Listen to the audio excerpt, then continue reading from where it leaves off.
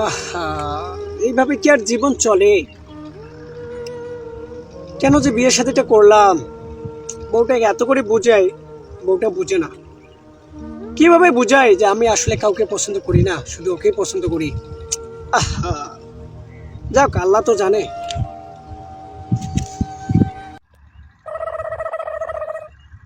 এবার আলু আর তামাক না গিয়ে ধান গাড়িয়ে আমার লাভ হয়েছে। এবার আল্লাহ মোক বাঁচাইছে। এবার স্টোর আলু খেলা ঠেলি লাগাইছি। আসসালামু আলাইকুম সুমন ভাই। ওয়ালাইকুম আসসালাম। কি খবর নাহিদ? হ্যাঁ ভাই, কেমন আছেন? জি আলহামদুলিল্লাহ ভালো আছি ভাই। কি অবস্থা তোমার? এই তো ভালো।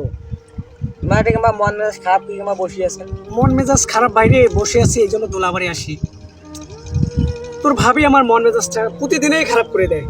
শুধু সন্দেহ করে, শুধু সন্দেহ করে আমি নাকি পরক্রিয়া করি। হ্যাঁ, এই ধরনের জ্বালা যন্ত্রণা কি আর মানে টিকে যায়? সংসার তো অশান্তি। তোমার তো 5 ওয়াক্ত নামাজ পড়ে তো মানে ভদ্র লোক, তোমাকে টাঙ্গিলে কথা কয় তোমার। বাইরে সবাই তো আর সবার মনের অবস্থাটা বোঝে না। যেমন তুই জানিস দেখি বিদায় বলতেছিস, এ দেখ আমি 5 ওয়াক্ত নামাজ পড়ি, এই লেবার চেঞ্জ করছি, এখন পাঞ্জাবি পড়ি, দাড়ি রাখছি। হ্যাঁ, মানে যত ভালো হওয়ার চেষ্টা করতেছি।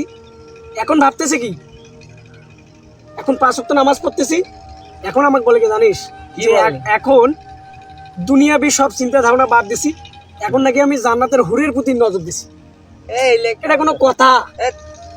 একটু বুঝেও না সুঝেও না, খেলে হাঁকাও একটা করে কথা কবে আর মুভমেন্টটা চেঞ্জ করে দিবে। এই জন্য দোলাবাড়ি এসে বসে আছে।